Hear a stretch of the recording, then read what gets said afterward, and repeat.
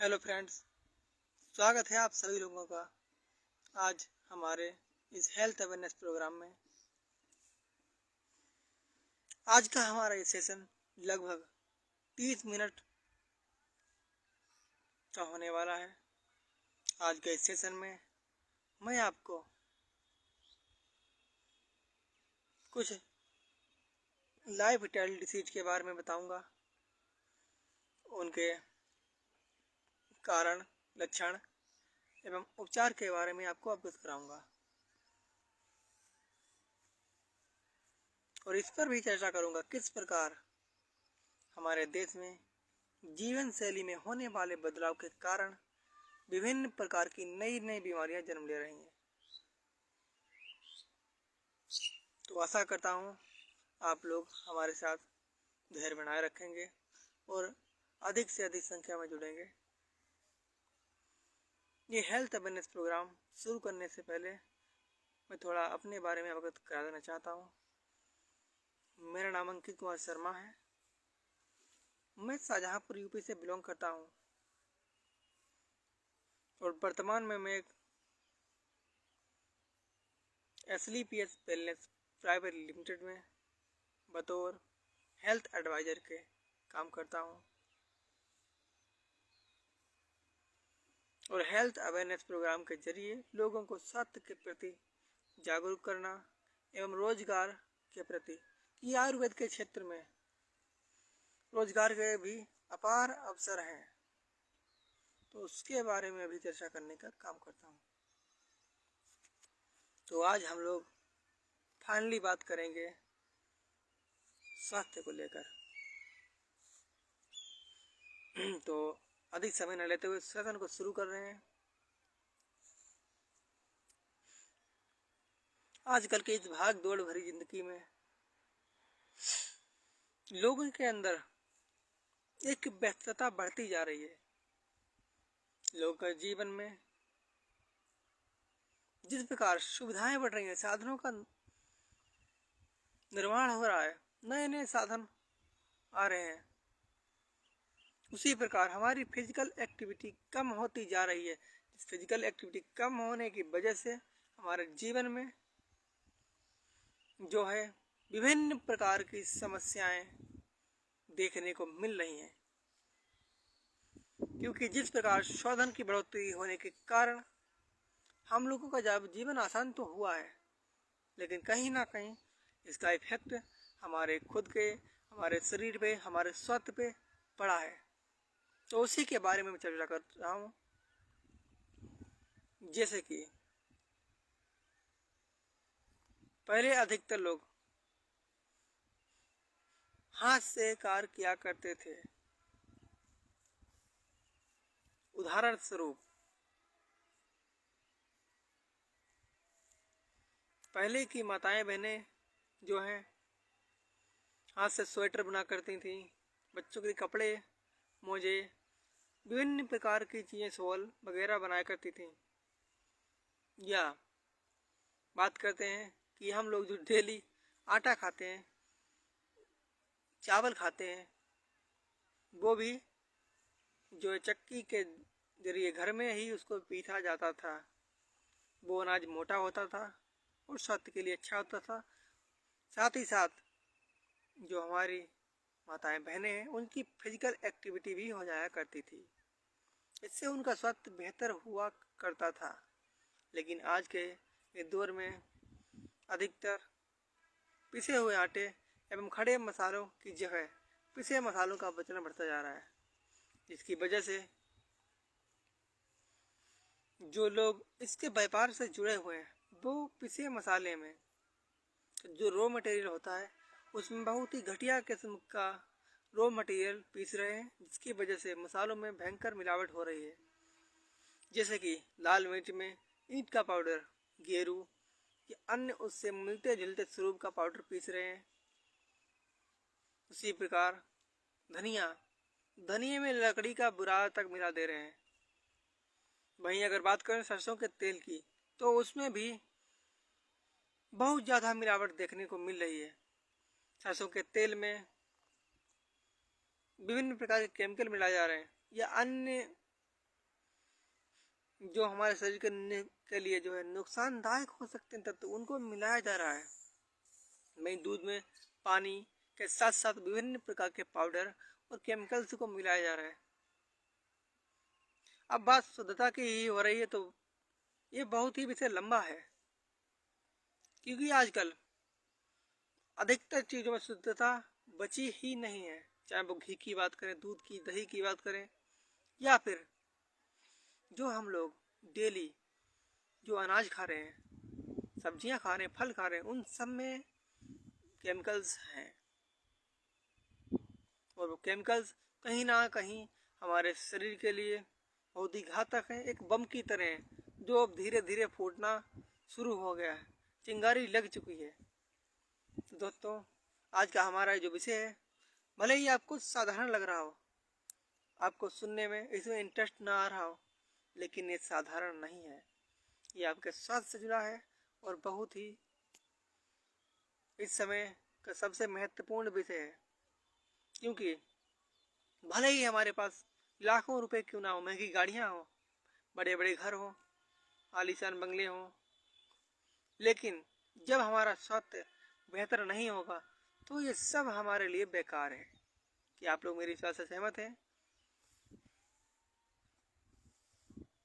उसी प्रकार तो बात करते हैं कि इसको ठीक कैसे किया जाए। अब इसको ठीक करने के कई तरीके हैं। नंबर 1, पहला तरीका है कि हम लोगों में से भी अधिकतर लोग खेती बाड़ी से जुड़े हुए हैं, जो विभिन्न प्रकार के व्यापारों से जुड़े हुए हैं। तो हम लोग जो जिस भी स्तर पर, चाहे दूध का व्यापार करते हों, मसालों का करते हों, आटा चक्की हो, या फिर सब्जियां उगाते हो, फल उगाते हो, या फिर अनाज ही उगाते हो, उसमें पेस्टिसाइड चीज़ों का इस्तेमाल कम करें, केमिकल का छिड़काव कम करें। अधिकतर जो हमारी ऑर्गेनिक खादें आती हैं उनका प्रयोग करें। खेतों में हम लोग यूरिया डीएपी बहुत ज़्यादा डाल रहे हैं, उसको ना डाल के हम लोग यूरिया डीएपी की जगह बहुविटा जैसी कुछ बहुत ही बेहतरीन क्वालिटी की आयुर्वेदिक खादें आती हैं, उनको डालें, जिससे कि जो मिट्टी के जो जैविक तत्व हैं उसमें वृद्धि हो और वो ठीक रहे। साथ ही अब बात करते हैं कुछ लाइफस्टाइल डिसीज के बारे में। पहले हम बात करेंगे डायबिटीज के बारे में। डायबिटीज भारत में एक बहुत ही तेज गति से बढ़ने वाली एक समस्या है। डायबिटीज में दिन ब दिन बढ़ोतरी हो जाती है। हमारा देश भारत डायबिटीज का हब बनता जा रहा है। भारत का हर तीसरा चौथा व्यक्ति डायबिटीज की समस्या से परेशान है। इसीलिए अब बात करते हैं डायबिटीज होती क्यों है। डायबिटीज होने के बहुत से कारण हैं, जैसे कि कुछ इसके साइंटिफिक कारण है, कुछ जीवन शैली में बदलाव होने के कारण भी है। जैसे कि साइंटिफिक कारण हमारे ये है कि हमारे शरीर के अंदर कुछ ऐसे अंग होते हैं जिनमें प्रॉब्लम होने की वजह से हमें डायबिटीज हो रही है। इसका पहला कारण यह कि हमारे शरीर की जो पेनक्रियाज होती हैं वो सही तरीके से काम नहीं कर रही हैं, जिनकी वजह से प्रॉब्लम आ रही है। हमारी पेनक्रियाज में गंदगी जम जाती है। उस गंदगी जमने की वजह से जो बीटा सेल नाम का सेल्स होता है वो अनएक्टिव हो जाता है। ये सब होता है जो है बाहर की चीज़ें खाने से, अत्यधिक टेंशन, तनाव, डिप्रेशन लेने से, या फिर केमिकल युक्त भोजन खाने से, मिलावटी तेल खाने से, चीनी का इस्तेमाल बढ़ाने से। चीनी का इस्तेमाल कैसे बढ़ रहा है? हम लोग कोल्ड ड्रिंक्स बहुत ज़्यादा पी रहे हैं, पेस्टिसाइड या फास्ट फूड आइटम खा रहे हैं, या फिर केक का चलन बढ़ रहा है। लगभग 1 गिलास कोल्ड ड्रिंक में लगभग 50 ग्राम से 75 ग्राम तक चीनी पाई जाती है। ये अलग अलग कोल्ड ड्रिंक्स के ब्रांड्स के ऊपर निर्भर करती है, लेकिन फिर भी कुल मिलाकर चाहे किसी भी ब्रांड की कोल्ड ड्रिंक क्यों ना हो, सब में शुगर की मात्रा अधिक होती है। या हम लोग जो चाय का प्रचलन दिन ब दिन बढ़ा रहे हैं, उसकी वजह से भी ये प्रॉब्लम्स आ रही हैं। आजकल देख रहे हैं कि ऐसा शायद ही कोई घर छुटा हो इसमें चाय ना पी जाती हो, क्योंकि हर घर में चाय पी जाती है। अधिक बहुत से घरों में तो 3 टाइम चाय पी जाती है, सुबह दोपहर शाम को। इसका एक बहुत ही खतरनाक इफेक्ट जो है वो हमारे शरीर पे पड़ रहा है। साथ ही उस पेनक्रियाज के अनेक जो गंदगी जमने के कारण बीटा सेल नाम का जो सेल्स है वो अनएक्टिव हो जाता है और इंसुलिन नाम का हार्मोन्स नहीं बन पाता। इंसुलिन हार्मोन्स का कार्य होता है शरीर में कड़वे रस और मीठे रस की पूर्ति करना, उसको मेंटेन करना। जब हमारे शरीर के अंदर इंसुलिन हार्मोन सही तरीके से नहीं बन पाता है तो इससे क्या होता है, शरीर में कड़वे रस की कमी और मीठे रस की वृद्धि हो जाती है, जिसकी वजह से हमारे ब्लड में ग्लूकोज का लेवल स्तर बढ़ जाता है और हम लोगों को डायबिटीज की समस्या हो जाती है। ये एक लाइलाज बीमारी है। इसको बिना जीवन शैली में बदलाव किए, बिना खान पीन में बदलाव किए इसको ठीक करना असंभव है। इसका एकमात्र समाधान है आयुर्वेदिक औषधियाँ और आयुर्वेदिक पद्धति के अनुसार जीवन को जीना, अपने खान पान को बहुत ही संतुलित रखना, उससे हम इसको ठीक कर सकते हैं। अब बात करते हैं कुछ डायबिटीज के लक्षण के बारे में।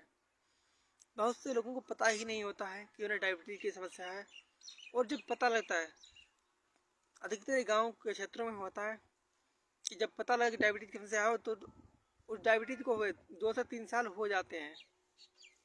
तब तक उनकी आंखों पर या उनके शरीर के अन्य भागों पर, हार्ट पर उसका बहुत ही खतरनाक असर पड़ जाता है। तो हम यहाँ पर बात करें डायबिटीज के कुछ लक्षणों के बारे में। डायबिटीज के महत्वपूर्ण लक्षण है कुछ, जैसे कि जिसको डायबिटीज की प्रॉब्लम होती है तो बार बार गला सूखना, उसे जल्दी जल्दी प्यास की अनुभूति होती है, बार बार टॉयलेट जाना, उसे जो सामान्य से अधिक बार उसको यूरिन के लिए टॉयलेट जाने की आवश्यकता होने लगती है। साथ ही साथ उसके हाथ पैरों में बहुत, जो जब शाम को सोते हैं तो उसमें जकड़न होती, दर्द होता है, ऐंठन होती है, या फिर शरीर में उलझन बेचैनी महसूस होती है, उलझन घबराहट होती है। साथ ही साथ जब डायबिटीज जनरली देखा है जिसको डायबिटीज होती है उसको टेंशन, तो एक तो टेंशन की वजह से, तनाव की वजह से डायबिटीज उत्पन्न होती है, और फिर डायबिटीज होने के कारण डोपामाइन जो हार्मोन्स होता है, वो हम डोपामाइन हार्मोन्स का मेन काम होता है शरीर में सुख की अनुभूति प्रदान करना। जब वो हार्मोन्स रिलीज होता है तो हमें एक खुशी की अनुभूति होती है, और जब डायबिटीज की समस्या होती है तो वो हार्मोन्स रिलीज होना स्लो हो जाता है। इसकी वजह से टेंशन हमें ऑटोमेटिकली बढ़ने लगती है, और कई लोग डायबिटीज के बारे में सोचते हैं इलाज बीमारी है तो और ज़्यादा टेंशन तनाव उनके अंदर आ जाता है। तो ये कुछ थे डायबिटीज के में लक्षण। साथ ही डायबिटीज में आई साइड वीक हो जाना, आंखों की नज़र कम हो जाना, आंखों में मोतियाबिंद आ जाना, या फिर लंबे समय तक रहने से डायबिटिक रेटिनोपैथी हो जाना। जी हाँ, बहुत कम लोगों ने इस डायबिटिक रेटिनोपैथी के बारे में सुना होगा। ये डायबिटीज से होने वाली एक बहुत ही आम समस्या है। अब हम बात करते हैं दूसरी लाइफ स्टाइल डिसीज के बारे में। इससे भी भारत का हर तीसरा चौथा व्यक्ति परेशान है, पीड़ित है, जो गैस्ट्रिक की समस्या है, गैस की समस्या है। गैस की समस्या एक बहुत ही बड़ी समस्या बनती जा रही है। अब हम बात करते हैं गैस की समस्या के लक्षण एवं कारण एवं उपचार के बारे में। हम पहले बात करेंगे इसके कारण के बारे में। तो गैस की समस्या के कुछ महत्वपूर्ण कारण हैं। इसका पहला कारण है जिसको गैस की समस्या होती है, तो गैस की समस्या होने के कारण है कि हम लोग जो लोग बाहर का अत्यधिक तला भुना खाते हैं, ज़्यादा ऑयली चीज़ों का इस्तेमाल करते हैं, ज़्यादा मैदा वाली चीज़ों का इस्तेमाल करते हैं, या चाट, चाउमीन, पिज्ज़ा, बर्गर, मोमोज अधिक सेवन करते हैं, इससे गैस्ट्रिक की समस्या होती है। या फिर जो हमारा आजकल तेल आ रहा है, मिलावटी तेल यूज करते हैं, उसकी वजह से भी गैस की समस्या होती है।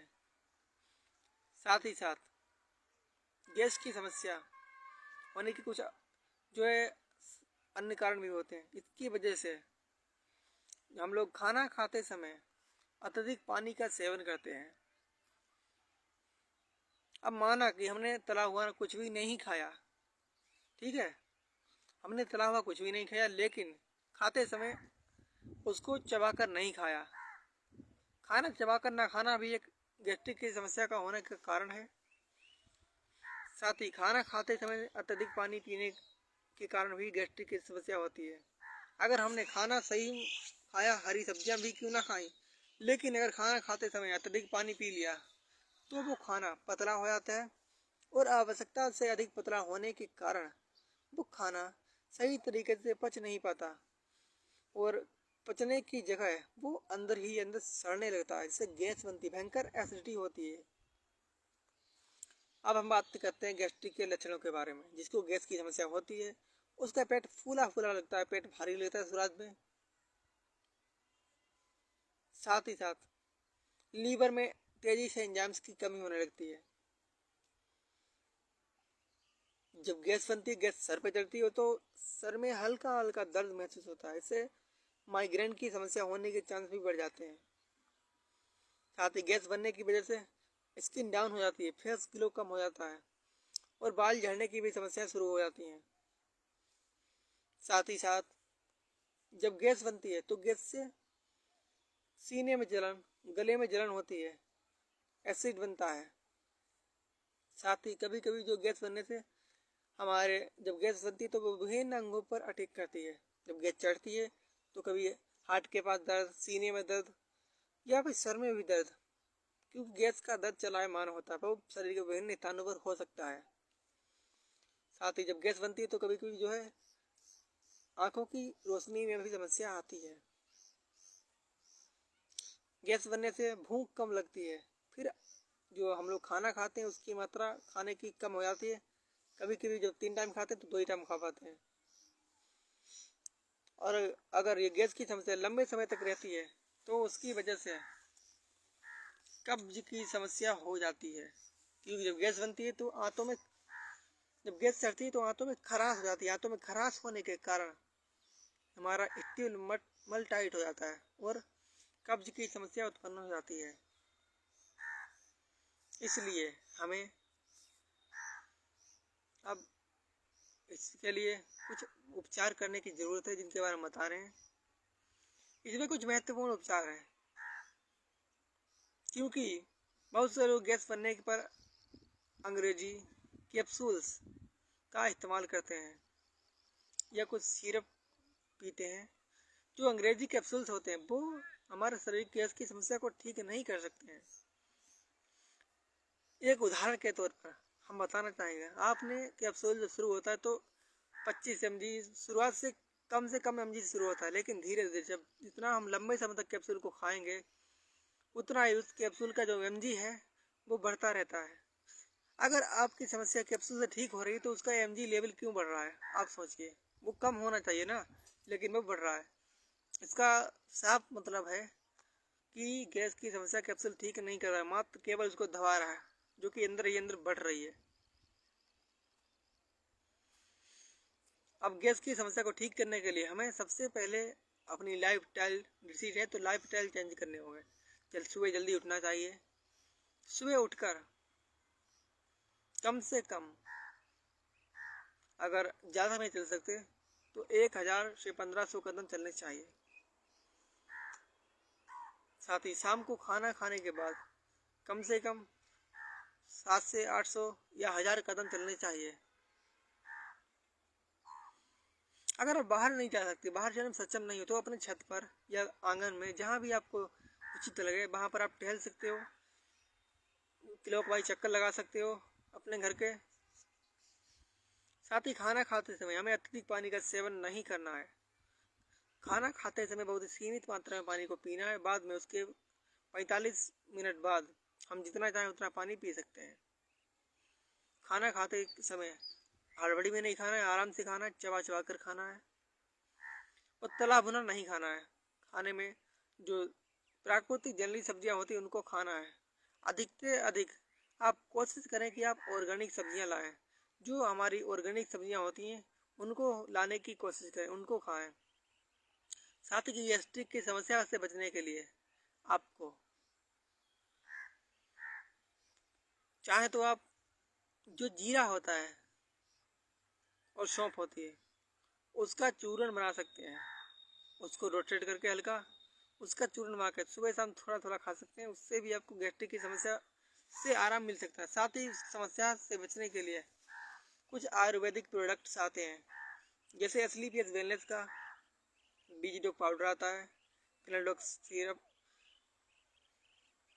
लिक्विड आता है, उसको भी आप इस्तेमाल कर सकते हैं। लीबरोक आता है, उसको आप इस्तेमाल करते हैं। ये सब नेचुरली प्रोडक्ट्स हैं। या आप चाहें जो आपकी पसंद का नेचुरली प्रोडक्ट हो आप उसको यूज कर सकते हैं। साथ ही अगर आपने जीवन शैली में बदलाव कर लिया तो 50% काम आपका यहीं से हो जाएगा, आपको समस्या नहीं होगी। अब हम बात करते हैं ब्लड प्रेशर के बारे में। ब्लड प्रेशर की समस्या भी दिनों ब दिन बढ़ती जा रही है। हालांकि डायबिटीज और गैस्ट्रिक के मामले में अभी ये थोड़ी पीछे है। अभी ये blood pressure, high blood pressure की समस्या अधिकतर 30+, जी हाँ 45+ नहीं 30+ उम्र के लोगों को जनरली देखने को मिल रही है। लेकिन धीरे धीरे पहले 60+, फिर 50+, फिर 45+, 40+, 35+, अब 30+, यानी 30 की उम्र के जो ऊपर के लोग उनको ज़्यादातर देखने को मिल रही है। इसका सीधा सा एक समझने वाली बात यह है कि ये जो समस्या के उम्र का औसत है वो लगातार नीचे गिर रहा है। पहले 60 साल के ऊपर वालों को होती थी, पर 50 साल से ऊपर और नीचे हुआ, 50 साल से ऊपर वालों को होने लगी, फिर 40 के ऊपर वालों को, फिर अब 35-30 के ऊपर लोगों को ये समस्या होने लगती है। इसके लिए हमें इसकी कारण है, इसका मेन कारण है कि जो लोग टेंशन तनाव ज़्यादा लेते हैं, डिप्रेशन लेते हैं, ये जो बिजनेस से जुड़े हुए हैं उन्हें बिजनेस की टेंशन रहती है, तनाव रहता है। साथ ही जो लोग किसी न किसी कर्ज से पीड़ित हैं उनको ये समस्या होने के चांस बढ़ जाते हैं, या अन्य चीज़ों के कारण उनका डिप्रेशन लगातार बना रहता है। साथ ही बाहर का तला भुना खाना, जो केमिकल वाली चीज़ें मैं पहले जिक्र कर चुका हूँ, इनसे भी होता है। संतुलित आहार लेना बहुत ही आवश्यक है ब्लड प्रेशर के लिए। साथ ही नियमित व्यायाम करें, व्यायाम बहुत आवश्यक है, टहलना बहुत ज़रूरी है इसमें। और बाकी जो पानी पीने के तरीके हैं या जो खाना खाने का तरीका मैंने पीछे बतलाया है उसके हिसाब से आप लाइफ स्टाइल चेंजेस करें तो आप इससे बच सकते हैं और लंबे समय तक आपको हाई ब्लड प्रेशर की समस्या नहीं होगी, क्योंकि यह भी एक लाइलाज समस्याएं या लाइलाज बीमारी की श्रेणी में आती है। लेकिन मैं इसको बीमारी नहीं कहूँगा। डायबिटीज और हाई ब्लड प्रेशर ये कोई बीमारी नहीं है, ये हमारे खाने पीने की वजह से हो रही है। तो ये लाइफ स्टाइल डिसीज है, जीवन शैली में बदलाव के कारण हुई है। जो बीमारी होती है उसका इंग्लिश दवाओं के माध्यम से भी इलाज किया जा सकता है, लेकिन जो लाइफ स्टाइल डिसीज होती हैं, जो खाने पीने से होती हैं, जो जीवन शैली में बदलाव के कारण होती हैं, उनको आप केवल खाने पीने बदलाव, जीवन शैली में बदलाव, संतुलित आहार लेकर, व्यायाम करके या जो नेचुरल प्रोडक्ट्स हैं उनका इस्तेमाल करके ठीक कर सकते हैं।